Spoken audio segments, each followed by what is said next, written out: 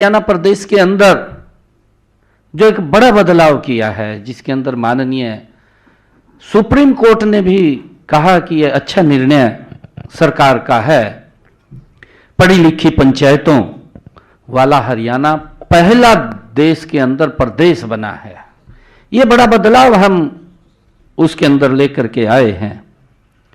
दूसरा, हमने बड़ा काम जो किया है, जो हमारे कर्मचारी थे, कर्मचारियों के ट्रांसफर पॉलिसी ला करके, नहीं तो एक बड़ा हरियाणा प्रदेश के अंदर ये एक सिस्टम चलता था कि वही बदली बगैर पैसे के नहीं होती, परंतु हमने ट्रांसफर पॉलिसी ला करके घर बैठे व्यक्ति को सम्मान देने का काम किया है। आज मुझे खुशी है कि मैं आज आप लोगों से रूबरू हो रहा हूं।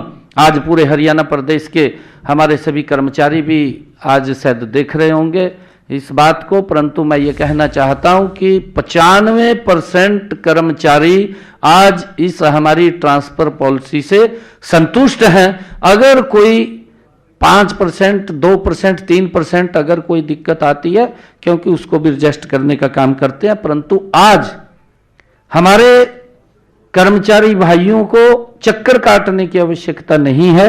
ये ट्रांसफर पॉलिसी जो नीति लागू की है, ये हमारा देश का पहला राज्य है जिसने इसको लागू किया है। ये मेरे लिए खुशी की बात है। तीसरा, हमने बड़ा काम जो किया है, तीसरा काम किया है परिवार पहचान पत्र, जो घर बैठे ही सरकार की योजनाओं के साथ जुड़ना और घर बैठे ही उन योजनाओं का लाभ उन तक पहुंचना, ये बड़ा एक चेंजिंग। नहीं तो योजना का लाभ लेने के लिए गरीब व्यक्ति को दर दर की ठोकरें खाना पड़ता था। वो ऑफिसों के चक्कर काटता था, एक बार गया, 2 बार गया, हार करके घर बैठ जाता था कि नहीं मिलता। सिस्टम ही ऐसा है। परंतु जब से ऑनलाइन इस सिस्टम को लागू किया है, घर बैठे ही व्यक्ति को किसी दफ्तर के चक्कर नहीं काटने पड़ते, उसको उसके घर के ऊपर योजनाओं का लाभ मिल रहा है। मुझे खुशी है कि 52 लाख परिवारों को 400 योजनाओं का लाभ घर बैठे ही मिल रहा है। ये एक बड़ा काम जो तीसरा परिवार पहचान पत्र ने दिया है कि जो पात्र व्यक्ति है उस तक सरकार पहुंचे, योजनाबद्ध तरीके से पहुंचे, उसको कहीं किसी के पास चक्कर काटने की आवश्यकता नहीं है। ये काम एक बड़ा बदलाव लाने का काम हमारी सरकार ने पिछले ये तीसरे टर्म की जब हम बात कर रहे हैं कि हमने लगातार 2014 से इसके अंदर किया है। मुझे ये भी खुशी है कि हमने चौथा काम जो किया है सामाजिक सुरक्षा पेंशन का। जो हमारे बुजुर्ग हैं, बुजुर्गों को क्योंकि पेंशन नहीं लगती थी, और उसका उदाहरण भी है। अगर आप लोग देखेंगे, जो हमारे विपक्षी दल इस बात को लगातार उठाते रहे हैं, हम आएंगे पोर्टल को बंद कर देंगे, पोर्टल ने ये तो पोर्टल की सरकार है, इस प्रकार का वो जो दुष्प्रचार करते थे, मैं आज उनको भी ये बात बताना चाहता हूं, वो भी इस बात को ध्यान से देखें, क्योंकि स्वीकार तो वो भी करते हैं, परंतु उनकी मजबूरी है, क्योंकि वो अपने दल के अंदर है, उन्होंने अपनी बात करनी होती है, परंतु उनकी मजबूरी वंश वो बात करते हैं। वैसे सिस्टम के प्रति उंगली उठाना उनके बस की बात नहीं है। मैं आपको बताना चाहता हूं कि अगर वो ध्यान करें, जो पोर्टल की बात करते थे, हमारे जो बुजुर्गों को 60 साल के बाद पेंशन लगती थी, उनको सम्मान भत्ता दिया जाता था, उनको पेंशन नहीं लगती थी। अगर आप देखें कि पिछले 10 वर्षों के अंदर 17 लाख बुजुर्गों को पेंशन थी। आज अगर हम देखें इस पोर्टल के कारण कि व्यक्ति छूटे नहीं, और उसको इसके साथ जोड़ा है, जोड़ करके कि अगर ऑटोमेटिक उसकी पेंशन लग जाएगी। मुझे खुशी है जब ये पोर्टल के साथ जुड़ा है, तो अगर हमारे किसी बुजुर्ग की आयु 60 वर्ष हो जाती है तो ऑटोमेटिक उसकी पेंशन लग करके उसके घर पे चली जाती है।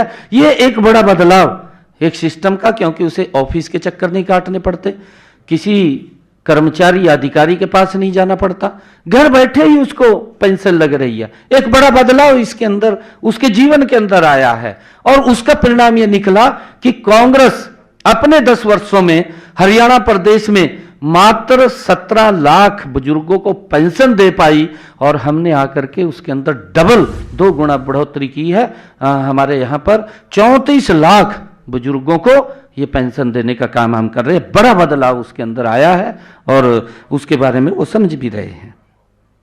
हमने हरियाणा के अंदर अगर ये पोर्टल का सिस्टम लागू किया है, इसके माध्यम से हमने लोगों को सुविधाएं दी हैं, क्योंकि पूरे देश के अंदर 1,20,000 रुपए का क्राइटेरिया है जो हमारा बीपीएल परिवार है, परंतु हरियाणा के अंदर हमने उसकी आय सीमा बढ़ाई है। हमने 1,80,000 किया है और 1,80,000 की किसी की अगर इनकम होगी तो उसको इस सरकार की योजनाओं का वो लाभ मिलना शुरू हो जाएगा। ये भी एक बड़ा हमने उसके अंदर इसके माध्यम से लोगों को सुविधा देने का काम किया है।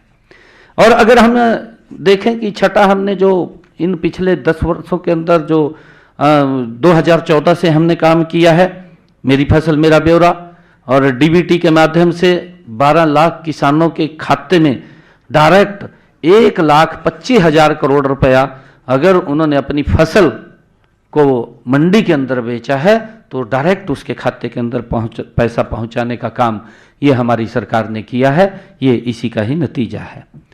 और हमने चाहे आयुष्मान कार्ड है और उसके साथ हमने हरियाणा में चिरायु को जोड़ा है।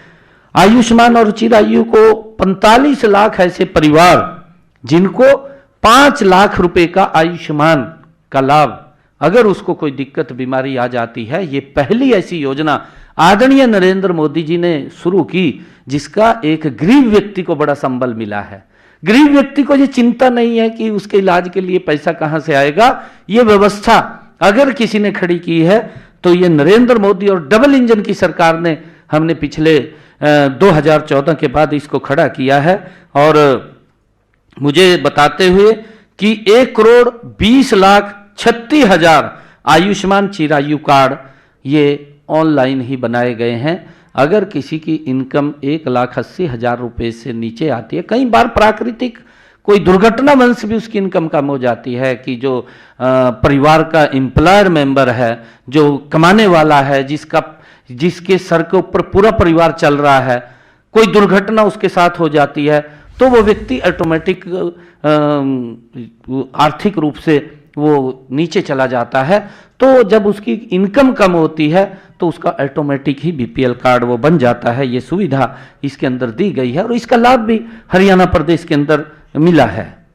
हमने 8वां जो उसके अंदर बड़ा बदलाव किया है, 8वां प्रधानमंत्री स्वामित्व योजना, इसके तहत हमने जो गांवों के अंदर लिटिगेशन चलते थे, किसी की जमीन थी परंतु उसको अधिकार नहीं था कि वो कोई उसको बेच सके या बेच करके या कोई बैंक के ऊपर लोन ले सके, ऐसी व्यवस्था नहीं थी। हमने हरियाणा प्रदेश के गांव को लाल डोरा मुक्त करने का और उसको स्वामी, उसको मालिकाना हक देने का काम अगर किसी ने किया है तो हमने पिछले ये 2014 के बाद हमारी सरकार ने किया है। एक बड़ा बदलाव गांव के अंदर भी लोगों के जीवन में लाने का काम ये हमारी सरकार ने किया है। मुझे जो 9वां बड़ा काम हमने पिछले कार्यकाल के अंदर किया है, हम ये देखते थे 2014 से पहले हमारी माताएं बहनें सर के ऊपर मटका रख करके 2-2 किलोमीटर दूर से पीने का पानी घर में लेकर के आती थी, परंतु हर घर में नल और स्वच्छ जल हमने इस लगातार की अपनी सरकार के अंदर हर घर में पहुंचाने का काम किया है। और मुझे खुशी है कि आज हमारी माता बहन कोई भी सर के ऊपर मटका लेकर के दिखाई नहीं देती पीने का पानी लाने के लिए। उसकी रसोई में ही पानी की व्यवस्था करने का काम गति से हमारी इस डबल इंजन की सरकार ने किया है। आदरणीय नरेंद्र मोदी जी के नेतृत्व के अंदर हर माता को एक बड़ा इससे लाभ मिला है, हर घर के अंदर नल और स्वच्छ जल पहुंचा है। 10वां हमने बड़ा काम किया है जिसके अंदर एक बड़ा बदलाव आया है। ये बड़ा बदलाव हमने ये किया है क्योंकि पूर्व की सरकारें, आप लोग देखते थे कि हम 24 घंटे बिजली देंगे, अपने मैनिफेस्टो में भी लिखते थे, रैलियां भी करते थे, बड़ी बड़ी रैलियां भी की, रैलियों में खड़े होकर के बोलते थे हमें वोट दे दीजिए, हम 24 घंटे बिजली देंगे। परंतु लंबे समय तक हरियाणा के अंदर कोई बिजली नहीं दे पाया। बिजली महंगी होती थी, बिजली कम आती थी, ऐसी स्थिति ये पूर्व की सरकारों के अंदर थी, परंतु एक योजनाबद्ध तरीके से हरियाणा प्रदेश के अंदर एक योजना बनी, हमारा गांव जगमग गांव, और उसका परिणाम ये निकला कि हमने 2014 के बाद आज लगभग 5,861 गांव, जो हमारे टोटल 6500 पंचायतें हैं, 6500 पंचायतों के अंदर से 5,861 ऐसे गांव हैं कि हमारे थर्ड टर्म की सरकार के अंदर 24 घंटे बिजली देने का काम ये हमारी सरकार कर रही है। एक बड़ा बदलाव इसके अंदर आया। आज लोग इस बात की चर्चा करते हैं कि दोपहरी के अंदर जब गर्मी पूरी होती थी लाइट नहीं मिलती थी, खाने के समय लाइट नहीं मिलती थी, परंतु आज किसी को दिक्कत नहीं है, इस बात की चर्चा करते हैं। एक बड़ा बदलाव हमने पिछले ये 10 वर्षों के अंदर, हमारी तीसरी टर्म की सरकार के अंदर ये हमने किया है। हमने बेटियों के लिए एक बड़ा काम किया है। मैं देखता था कि बेटियां, इस बात को लेकर के उनके मन में पीड़ा होती थी, क्योंकि हमारे बेटियों के माँ बाप उनको बाहर दूर पढ़ाने के लिए नहीं भेजते थे। एक बड़ी दिक्कत का सामना बेटियों को करना पड़ता था। बेटियों के मन में होता था कि मैं पढ़ाई करूं, परंतु मजबूरी वंश वो पढ़ाई नहीं कर पाती थी। और हमारी सरकार ने पिछले 2014 के बाद एक रोड मैप तैयार किया, डबल इंजन सरकार ने, कि हर 20 किलोमीटर के ऊपर एक सरकारी राजकीय महाविद्यालय खुलेगा। 79 महाविद्यालय हरियाणा के अंदर खोले गए, और मुझे खुशी है जिसके अंदर 30 महाविद्यालय स्पेशल लड़कियों के लिए खोले गए। एक बड़ा बदलाव हरियाणा प्रदेश के अंदर बेटियों के जीवन में लाने का काम ये हमारी सरकार ने किया है। इसके लिए मुझे बड़ी खुशी है, क्योंकि हमने ये पिछले, क्योंकि ये तीसरे टर्म की सरकार है, नॉन स्टॉप सरकार है, और लगातार हमारी सरकार हरियाणा प्रदेश के लोगों के जीवन के अंदर बदलाव लाने के लिए काम कर रही है। और हमने, क्योंकि ये पिछला थोड़ा मैंने इसलिए, क्योंकि और भी बहुत सारे ऐसे काम किए हैं, चाहे मेरा पानी मेरी विरासत हो, और चाहे सिंचाई योजना के तहत हमने काम किया हो, बहुत सारे, चाहे अमृत सरोवर के माध्यम से हमने काम किया हो। हम लगातार हरियाणा प्रदेश के जीवन, लोगों के जीवन में एक बड़ा बदलाव, चाहे रोड का इंफ्रास्ट्रक्चर की बात करें, इन्हीं पिछले 2014 से लेकर के आज 2025, आज एक भी डिस्ट्रिक्ट ऐसा नहीं है जिसके अंदर 4 लाइनिंग रोड से वो जुड़ा ना हो। लोगों के जीवन के, उनके रास्तों को भी सरल और सुगम करने का काम ये हमारी सरकार ने किया है। मैंने कुछ, क्योंकि ये लगातार नॉन स्टॉप सरकार पिछले 2014 से डबल इंजन की सरकार आदरणीय नरेंद्र मोदी जी और हरियाणा की हमारी सरकार ये चल रही है, इसके अंदर हमने बहुत सारे काम पीछे किए हैं। प्रदेश के लोगों के जीवन में लगातार बदलाव लाने का काम, आदरणीय मनोहर लाल जी जो एक शब्द बोलते थे कि हरियाणा एक हरियाणवी एक, उसको चरितार्थ करने का काम ये हमारी सरकार कर रही है। आदरणीय प्रधानमंत्री नरेंद्र मोदी जी का जो शब्द है,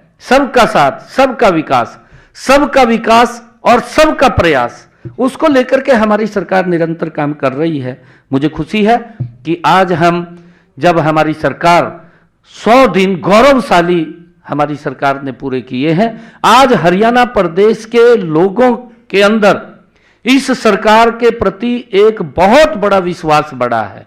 अगर आप लोग देखेंगे, आप लोग चर्चा करेंगे, क्योंकि जब तीसरे टर्म की सरकार आई है, इन 100 दिनों के अंदर लोगों के मनों में हमारी सरकार के प्रति एक बड़ा सम्मान और बड़ा विश्वास जमा है।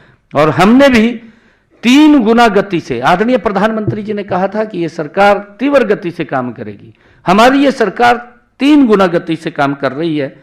मैं बताना चाहूंगा कि हमने 100 दिनों में क्या क्या काम किए हैं।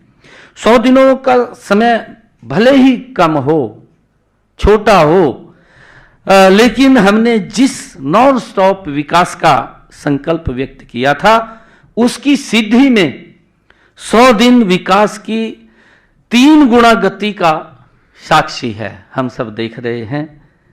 वैसे तो संकल्प पत्र 5 साल के लिए होता है, 5 साल के अंदर पूरा करना होता है। अगर हम पड़ोस में बात करें हिमाचल प्रदेश की, दूसरी सरकार आने वाली है, लगभग 2 साल मेरे ख्याल से शेष बचे होंगे, अभी संकल्प पत्र की तरफ उन्होंने अपना जो घोषणा पत्र था उसकी तरफ देखा भी नहीं है, तो पूरा करने की तो बात क्या है, परंतु 5 साल के लिए होता है, 5 साल में वो पूरा करना होता है। लेकिन हमने 100 दिनों में ही 240 में से 18 संकल्प पूरे किए हैं। इस गति से काम किया है कि हमने जो हमारे संकल्प पत्र में 240 वायदे हमने हरियाणा प्रदेश के लोगों के लिए किए थे, उसमें से 18 वायदे हमने अपने इस 100 दिन के कार्यकाल में पूरे किए हैं। और 6 संकल्पों के ऊपर गति से काम लग रहा है, क्योंकि उसकी कहीं अपनी किसी की आर्थिक रूप से कोई मंजूरी लेनी होती है, उसके कारण से उसमें थोड़ी देरी हो सकती है, परंतु उसके ऊपर काम चल रहा है, जल्दी ही वो भी अमल में आ जाएंगे। हमने कम से कम 50 और संकल्पों को पूरा करने की प्रशासनिक व वित्तीय अनुमोदन की प्रक्रियाएं जारी हैं, क्योंकि प्रशासनिक भी कहीं उसकी लेनी पड़ती है और वित्तीय भी हमें उसकी व्यवस्था खड़ी करनी पड़ती है। उस प्रक्रियाओं के लिए 50 और ऐसे संकल्प हमारे हैं जो उसके अंदर प्रक्रिया में हैं और जल्दी ही वो पूरे होंगे। हमें दृढ़ निश्चय के साथ आगे बढ़ रहे हैं, हमारी पूरी सरकार मजबूती से आगे बढ़ रही है। इन सभी संकल्पों को हमारी सरकार मजबूती से पूरा करेगी।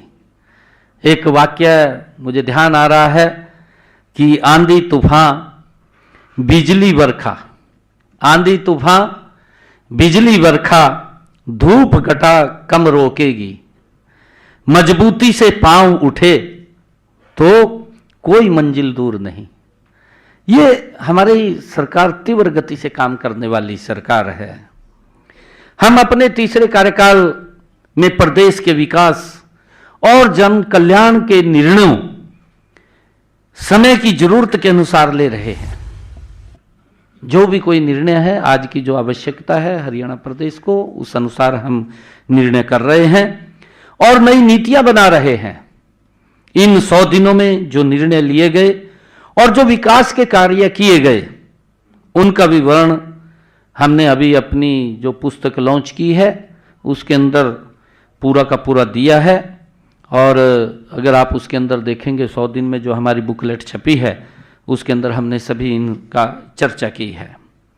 आपको याद होगा कि मैंने पहली बार जब मुख्यमंत्री पद की शपथ लेते ही नागरिकों की समस्याओं और शिकायतों का समाधान के लिए समाधान शिविर लगाने शुरू किए, क्योंकि लोगों को जो समस्याएं होती थी उनको हमने अधिकारियों को, जिसमें हमारा उपायुक्त और पुलिस अधीक्षक, पूरे अधिकारी, सभी विभागों के अधिकारी समाधान शिविरों में सुबह 9 बजे से लेकर के 11 बजे तक आम जन की समस्या को वो सुनते थे, उसका समाधान करते थे। एक ही जगह पर व्यक्ति अपनी समस्या लेकर के आता था, उसका समाधान वहां पर निकलता था, सभी अधिकारी वहां सुनवाई करते थे। मुझे खुशी है कि उन समाधान शिविरों में 75,000 लोगों को, 75,000 से भी अधिक जो उनकी शिकायतें थी, उन लोगों को उसके समाधान निकले हैं, उसका समाधान किया गया है, ये मुझे खुशी है। और लोगों ने इस बात की मांग भी की है। लोग ये बात बोलते थे कि जो आपने समाधान शिविर चालू किए हैं ये चालू रहें, इसको बंद ना करें। ये लोगों की इच्छा के ऊपर है, क्योंकि हमारी ये तीसरे टर्म की सरकार ये आम जन के प्रति जवाबदेही। अगर लोग कह रहे हैं कि ये चालू रहेगा तो चालू रहेगा, ये जनता के ऊपर है। जनता जो चाहेगी वैसा हम अपने इन कार्यों को आगे बढ़ाते रहेंगे। सबको यह भी विदित है कि मैं चाहे घर पर हूं और चाहे मैं कार्यालय में हूं या प्रदेश में कहीं पर किसी स्थान के ऊपर हूं या हरियाणा में, मैं दिल्ली के अंदर हरियाणा भवन में हूं, मुझे काफी संख्या के अंदर लोग अपनी समस्याओं को लेकर के मिलते रहते हैं। और मेरा खुला है कि जहां भी कोई चाहे मैं मिल लेता हूं। और कई बार अगर कोई व्यक्ति रास्ते में भी हाथ दे ले, भाई रुक जा, तो मैं रुक जाता हूं, वहां भी रुक जाता हूं। कोई भी हाथ दे ले, भी कोई समस्या होगी कोई बात नहीं, किसी गांव के अंदर भी खड़े हो जाते हैं लोग, तो रुक करके उनकी समस्याओं को सुनता हूं। उसके लिए हमने एक पोर्टल भी बनाया है, जन संवाद पोर्टल, वो हमने बनाया है। उसके ऊपर वो समस्याओं वो हम उसके अंदर ऐड करते हैं। मुझे खुशी है कि हमने पिछले 100 दिनों में उस जन संवाद पोर्टल के ऊपर भी 45,000 शिकायतों का समाधान किया है। जो जन संवाद पोर्टल हमने बनाया कि लोगों की समस्याएं आती हैं, कई समस्याएं ऐसी होती हैं कि कोई लिटिगेशन की है, कोई किसी कारण से और है, या कोई टेक्निकल कोई दिक्कत है, उसके कारण से उसमें दिक्कत आती है, नहीं तो दिक्कत नहीं आती, उसका तुरंत समाधान होता है। 45,000 हमने इस जन संवाद पोर्टल के माध्यम से भी उन शिकायतों का निवारण किया है। मैं बताना चाहूंगा कि हमने माननीय प्रधानमंत्री नरेंद्र मोदी जी के सबका साथ सबका विकास के मूल मंत्र पर चलते हुए गरीब से गरीब व्यक्ति के उत्थान का काम जारी हमारी सरकार रखेगी।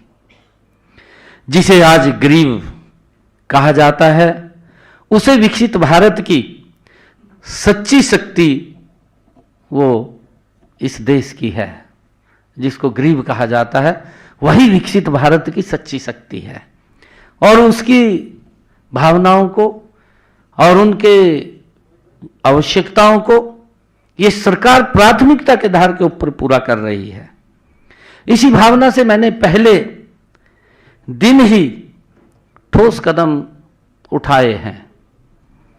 18 अक्टूबर 24 को मुख्यमंत्री कार्यालय में जब मैं आया, पहले ही दिन मैंने अपनी पहली कलम से जो हमने कहा था, हमने अपने संकल्प पत्र में भी ये कहा था, और हम लोगों के भी जब संकल्प पत्र में हमने कहा है तो हम लोगों के बीच में इस बात को बोलते थे कि जो किडनी के पेशेंट हैं, कि हम आते ही, चाहे सरकारी हॉस्पिटल है चाहे मेडिकल कॉलेज है, हरियाणा प्रदेश के अंदर आते ही हमने डायलिसिस को फ्री किया है। उनका कोई पैसा नहीं लगता। इस सेवा प्रदान करने का हमने उनको लाभ दिया है, और तब से लेकर आज तक प्रदेश के सभी मेडिकल कॉलेज या सिविल हॉस्पिटल्स के अंदर मरीजों को यह सुविधा अबाध रूप से मिल रही है। उनको कोई दिक्कत समस्या नहीं है। हमने जो संकल्प पत्र में कहा उसको पूरा किया है। हमने ये भी कहा था कि 18 अक्टूबर 2024 को हमारे मंत्रिमंडल की जो पहली बैठक हुई, उस पहली बैठक के अंदर ही हमने एक और निर्णय किया। वो निर्णय किया अनुसूचित जाति में वर्गीकरण को लेकर के, और उसमें अनुसूचित जाति में कुछ वंचित लोग इस प्रकार के थे कि उनको लाभ नहीं मिल रहा था। अब उनको भी लाभ मिलना वो शुरू हो जाएगा। वो निर्णय भी हमने आकर के अपनी पहली बैठक के अंदर किया है, जिसका हमने जिक्र भी अपने उसके अंदर किया था। 14 नवंबर 2024 को हमारे तीसरे कार्यकाल के पहले विधानसभा सत्र के अंदर हमने ये कहा था, जो पिछड़ा वर्ग की क्रीमी लेयर की व्यवस्था थी उसके अंदर 6,000 रुपये थी।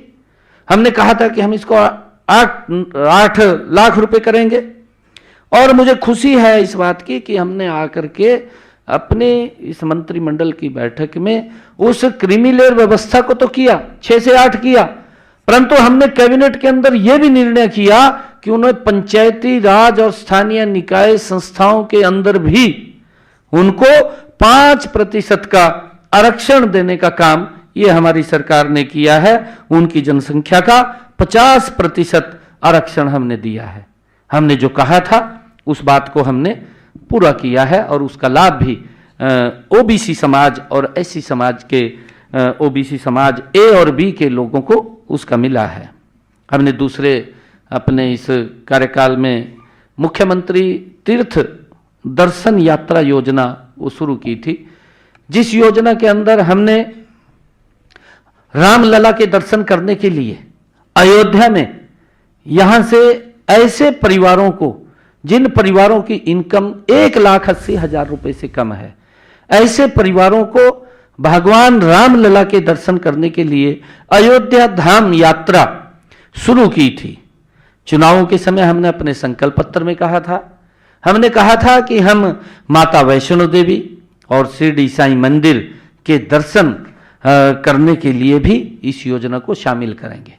हमने उसको शामिल किया है और उसके साथ साथ हमने जो अभी प्रयागराज में महाकुंभ हो रहा है, उस महाकुंभ के अंदर भी हमने उसको जोड़ा है। और कल ही मैंने महाकुंभ के लिए यात्रियों की 2 बसों को भी झंडी दिखा करके रवाना किया है। ये हमने जो कहा है, लगातार हमारी सरकार उस दिशा के अंदर मजबूती से आगे बढ़ रही है।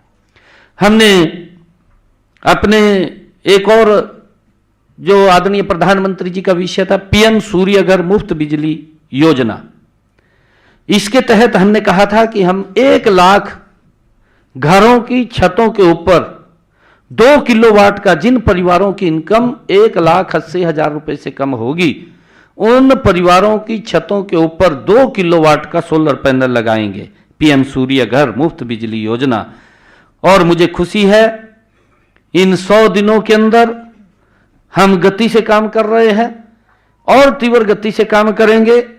12,285 ऐसे परिवार हैं जिनकी छतों के ऊपर 2 किलोवाट का सोलर पैनल लग चुका है।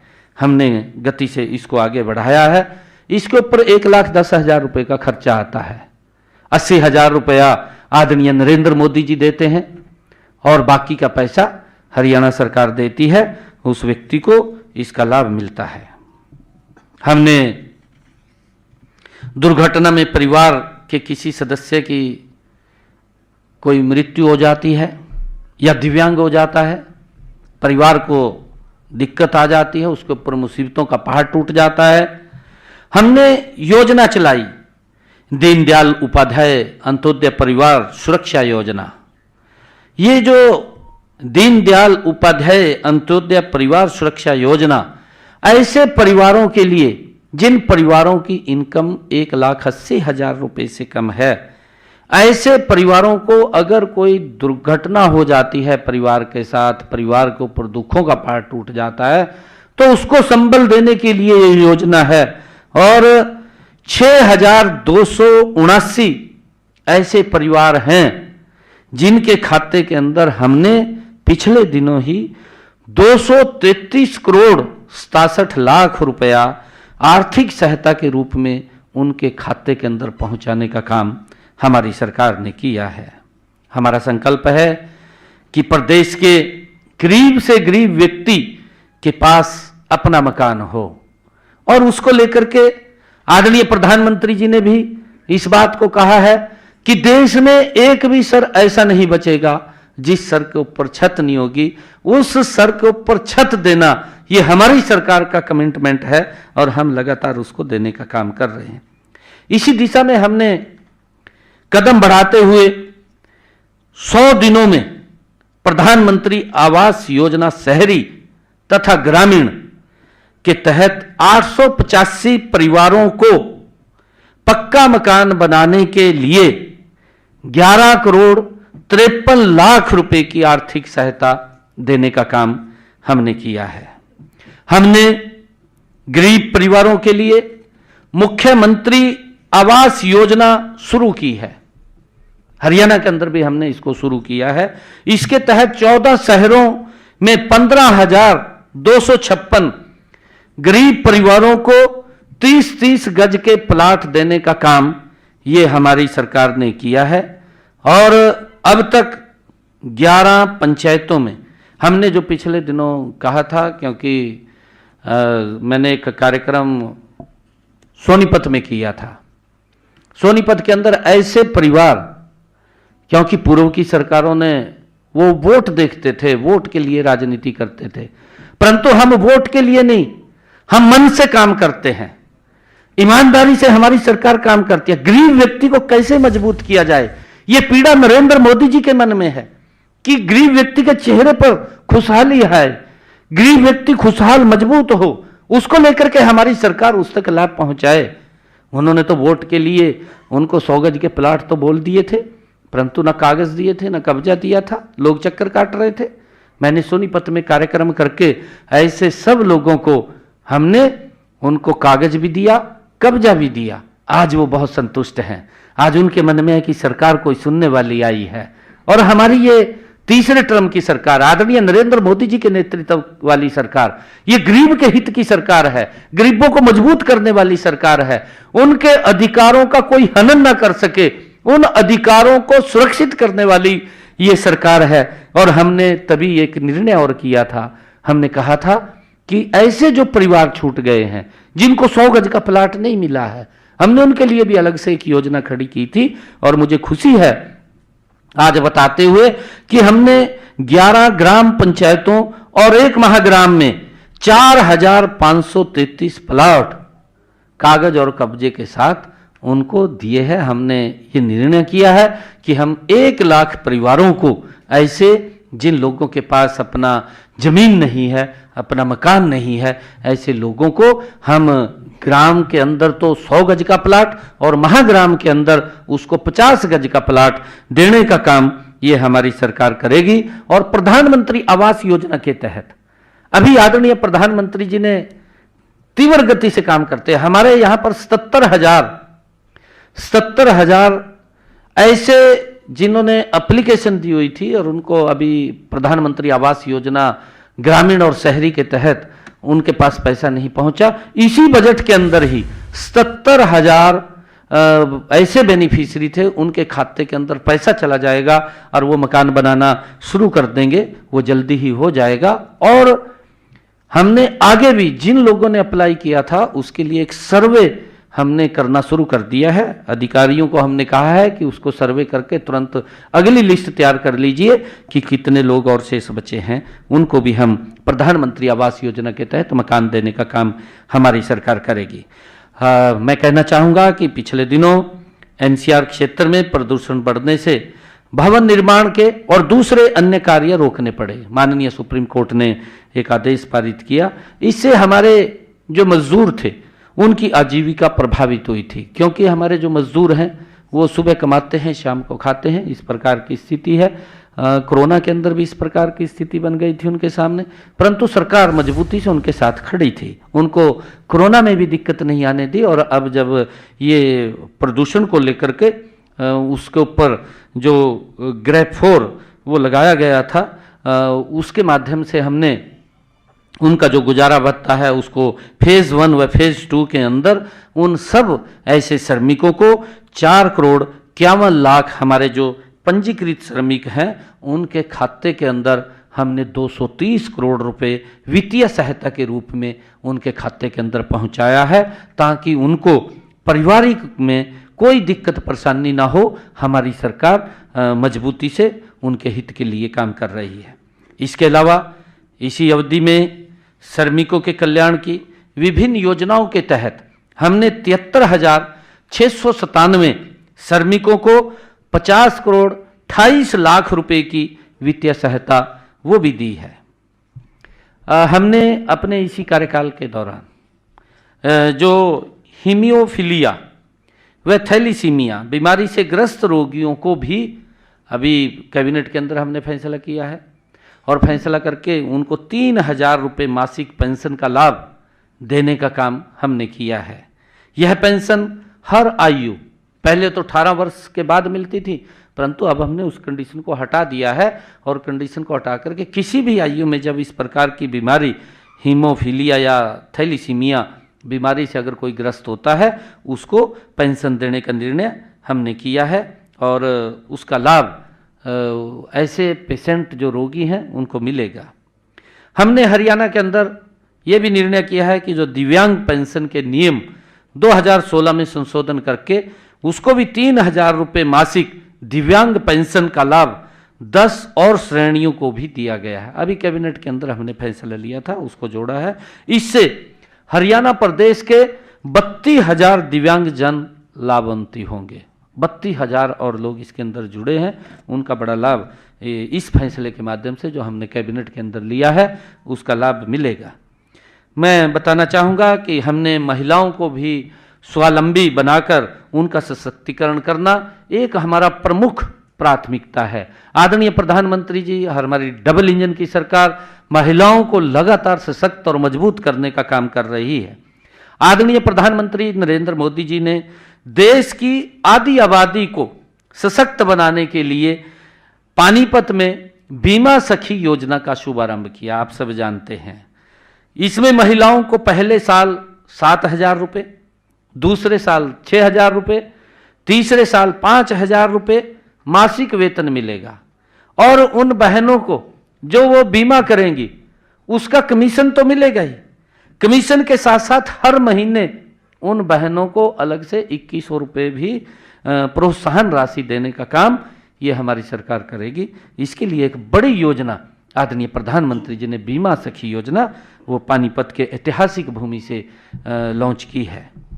हमने ये भी निर्णय किया है जो हमने अपने संकल्प पत्र के अंदर भी कहा था और हमने बहनों को भी उसको आज लाभ मिल रहा है। मुझे खुशी है कि हमने इसको पूरा किया है। हमने गरीब परिवारों को एक योजना बनाई, हर घर हर गृहिणी योजना में हर महीने ऐसी बहनों को जो हरियाणा प्रदेश की 13,02,400 परिवारों को निरंतर 500 रुपये में गैस का सिलेंडर उपलब्ध हो रहा है, उसको हमने पूरा किया है। और उसके तहत अभी कुछ के खाते वेरीफाई होने बकाया हैं। हमने अधिकारियों को कहा कि उसकी विभिन्न प्रकार की योजना चला करके लोगों को जागरूक करके कि वो अपने बैंक खाते वेरीफाई करें। बैंक खाते वेरीफाई करेंगे तो हम ऐसे परिवारों को जिनकी इनकम 1,80,000 रुपये से कम है उनको 500 रुपये में ये गैस का सिलेंडर उपलब्ध कराने का जो हमने संकल्प लिया था उसको हम कर रहे हैं। ये भी हमने पूरा किया है। इसका लाभ हमारे हरियाणा प्रदेश के लोगों को मिल रहा है। हमने आंगनवाड़ी जो हमारी बहनें थी, हमारी आंगनवाड़ी की कर्मचारी थी, उनको भी हमने अपने संकल्प पत्र में भी कहा कि उनका मानदेय बढ़ाने का काम हमारी सरकार करेगी। और मुझे ये खुशी है बताते हुए कि हमने आंगनवाड़ी जो कार्यकर्ता है उनके 7,500 रुपये और जो उसकी सहायिकाएं हैं, आशा वर्कर्स हैं, उनके मानदेय में 400 रुपये मासिक की बढ़ोतरी हमने कर दी है। उसका लाभ उनको मिल रहा है। मुझे बताते हुए कि माननीय प्रधानमंत्री श्री नरेंद्र मोदी जी ने स्वतंत्रता दिवस 2023 के अवसर पर लखपति दीदी योजना शुरू की थी। उन्होंने इसकी घोषणा की थी। इस योजना के माध्यम से प्रदेश की महिलाओं को कौशल विकास प्रशिक्षण देकर सूक्ष्म उद्योग स्थापित करने में सहायता प्रदान की जा रही है। उन लखपति दीदी को उनको मजबूत किया जाए, उनको आगे किया जाए, उनको कौशल प्रशिक्षण देने का काम हमारी सरकार कर रही है। मुझे खुशी है बताते हुए कि प्रदेश में 5 लाख महिलाओं को हमने टारगेट रखा है कि हम हरियाणा प्रदेश के अंदर 5 लाख महिलाओं को लखपति दीदी बनाने का हम काम करेंगे।